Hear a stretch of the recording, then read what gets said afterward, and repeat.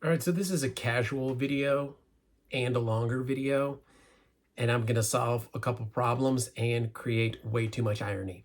So what I'm going to tell you is this show is about explaining why you should watch these videos rather than other people on other channels. And so a lot of you come here and you say, what is this ugly raccoon doing? I'm not sure I want to watch it. What's my motivation? So I'm going to explain to you why this is better. I'm going to explain to you in such a way that when I digress, I look really ironic and stupid. Welcome to my life. So this show, like it or not, is intended to have substance. We're going to talk about things that substantively affect your life. And this is a serious topic, and this is not a serious episode, so I'm going to go south really fast.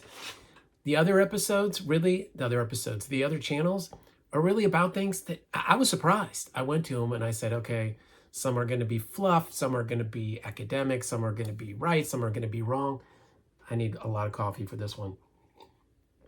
But they're all terrible. Like, the only thing I can say about the other channels is some are funny. And that's what we're going to talk about. My channel, which is Substance, which should benefit your stupid life because people pay to take philosophy classes. They hate them. But if they get good teachers, they think that's the best class ever took. Okay, it's free. So you should like this, should be substantive. The other channel I went to just randomly, just when I was doing this surfing, I went to one and it's a dude with a pet lion. And I'm thinking, what does this have to do with anything? And of course I watched it. And so I get the entertainment value. You should keep watching them, but you have to distinguish between substance and entertainment for your own sanity. So we've got the shows like mine, or the show like mine, and then everything else is the dude with the pet lion. And I'm telling you, I love the pet lion because this is where I digress.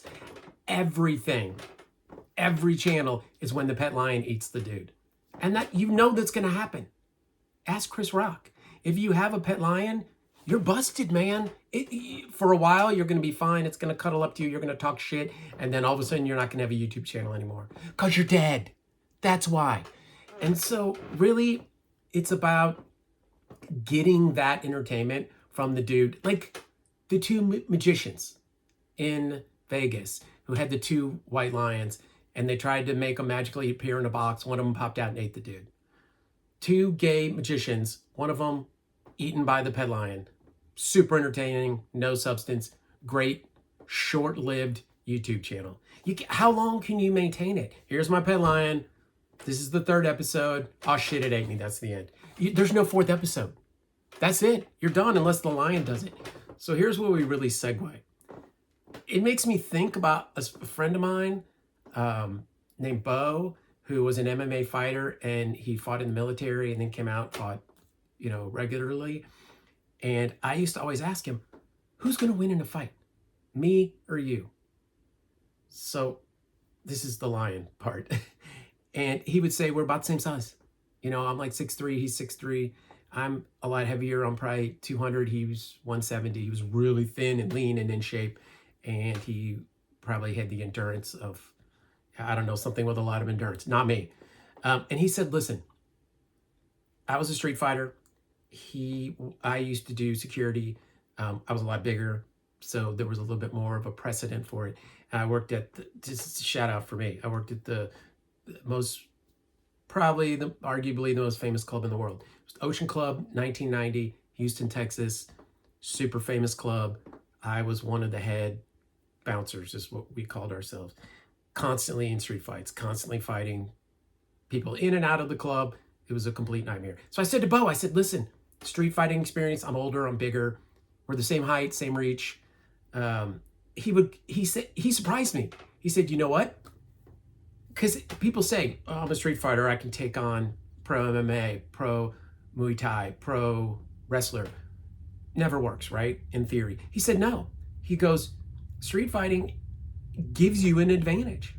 It's a huge advantage. Do you know why you would lose in an MMA fight? And no, I don't. That's why I'm asking you. And he said, you could tag me. You could hit an MMA fighter. You could be a good striker. You could have really quick reaction time. Probably not at my age. He said, this is why you would lose. Because a trained fighter knows to close the distance. He knows if you're striking, especially if you're ass canary like you and you get lucky and you strike him, he's going to close that distance. He knows what to do. He's going to grapple. And grappling is why you would lose. I have no experience with grappling. Honestly, I think it's what's ruined combat sports. And this is just me, and I know a lot of people are going to be mad. Grappling? Really? 69 people on the floor? That seems to me like an obstacle to fighting. Like, if you want me to stop punching you, put me in handcuffs. That would work too. It's just an obstacle to the fighting. I don't get it. But he said, listen, that's part of MMA. If you got lucky and you were a good enough striker and you had enough of that natural reaction experience that street fighters have to even put up a fight, I would immediately close that distance. I'd grapple, I'd win, you'd be dead. So I said, you know what? That sounds true. Like, I totally get it. And looking at him, I would say, what am I going to do? Same height as me, same. So this is where the conversation went. Is this going to keep going down? Is this going to keep going downhill? And I said, I didn't know other people asked this question, but I said, what about me and Rhonda Rousey? And he laughed his ass off. And I went online later, this is a side note, and I was like, do people want to, everyone wants to fight Rhonda Rousey. Everyone. I thought I was the only wild out. Hey, this is a new thing I'm coming up with. Me, 6 foot something guy fighting little tiny Rhonda Rousey. Who would win?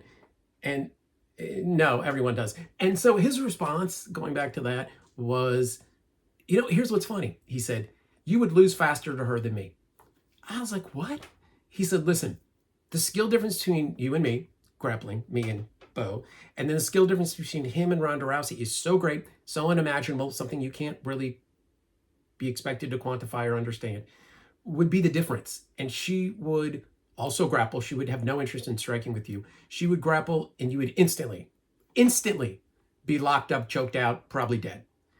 And I went with him with his idea that he would win. I was on board, and with Rhonda Rousey, I was like, yeah, I don't know about that. I'm not quite sure. So I still think I could beat her in a fight, but let me be honest. Another side note. If you're a man, never challenge a woman to a fight. Never fight in the public sphere. Fight in a closet, fight in your own home, whatever you got to do. Some women need to be fought with. I didn't really say that. But there's no upside for men fighting women in a public arena because they expect the man to win. In any circumstance, Rhonda Rousey versus a 12-year-old, 30-pound guy. If the 30-pound guy loses to Rhonda Rousey, which he would, he'll never hear the end of it. He's not expected to win. Doesn't matter. Never challenge a woman, because if you lose, you're never getting the end of it. The rest of your life, you're going to be the dude that lost to Rhonda Rousey. Even they would ignore the fact that she's good. It would just be you lost. And if the girl Rhonda Rousey loses to a pro football player, it's because he was a pro football player. This doesn't change how good she was as a female MMA fighter. She has nothing to lose. Men, everything to lose. End of my story. So then after the Rhonda Rousey, I don't know how we got there. I said, okay, what about if I get in a fight with a bear? I have no idea. It was like a bear was on. I looked up Rhonda Rousey and there was a bear video. Maybe a dude who had a pet bear that ate him. I don't know. But again, he laughed his ass off. And he said, you fighting a bear. Good luck. I said, no, hear me out. Because this one I really have thought about. Don't ask me why. Bears don't expect to be punched in the face. Every bear I know, I don't know any bears. If you imagine a bear writing out all the scenarios in which it's going to fight a person, never does the bear consider this person's just going to run up and punch me in the face. No, they're thinking guns, bows and arrows, clubs, mace. Mace is a big one. That you're going to run, you're going to climb a tree, which is a mistake. Bears climb trees better than you.